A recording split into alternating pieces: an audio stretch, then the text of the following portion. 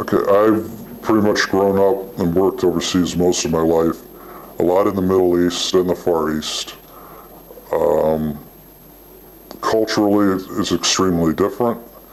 and as a result, there's a lot of things that people other than ones that have been over there or and have experienced, it's almost hard to explain to them. But third country nationals, or ones that are ones from what we used to call like the third world, and pretty much other than us and Europe and Japan and some of the other first world countries, a lot of the labor force comes from these third world countries: the Philippines, India, Bangladesh, Africa, a lot of the underdeveloped countries, and you'll have workers that are being exported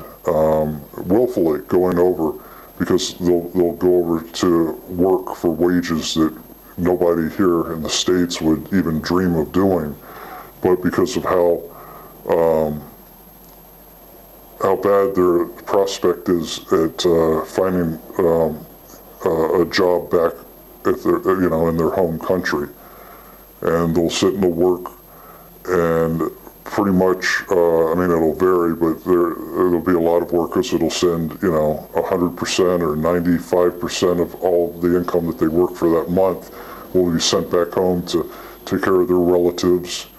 and remitted back to the countries.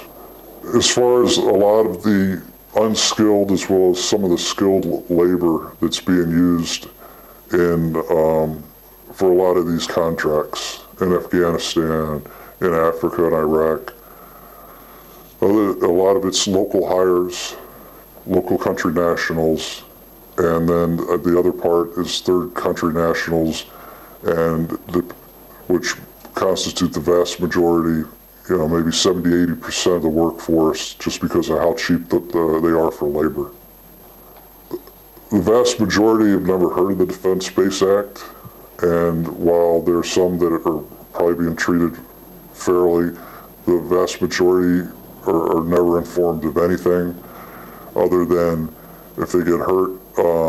they're given limited medical attention, or what we would consider subpar typically, and this is speaking generally because some are treated very well, but for the vast majority, it's more comparable with what they're accustomed to in their own home country. But most of them, they're afraid of losing their job. They're afraid of losing time away. There are some companies that will simply replace them, and if they are unskilled or even skilled labor, but easily replaceable, quite a few times they'll just sit there, they'll get treatment, and they'll be shipped out. And if they're lucky, they'll get a ticket back home. But in many cases, they've got unscrupulous companies they'll just be abandoned in a drop-off point. Maybe, in the UAE is a big example of that.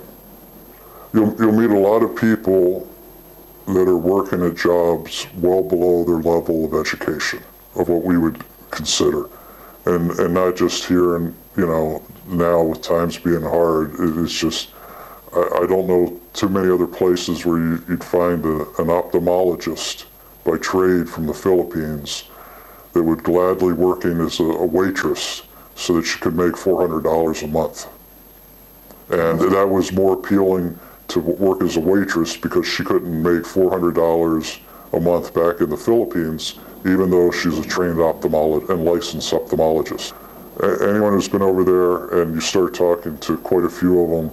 you'll find that you've got a lot of people that are educated and trained that are working on a lot of jobs that are more manual labor than their level of or their specialty of education.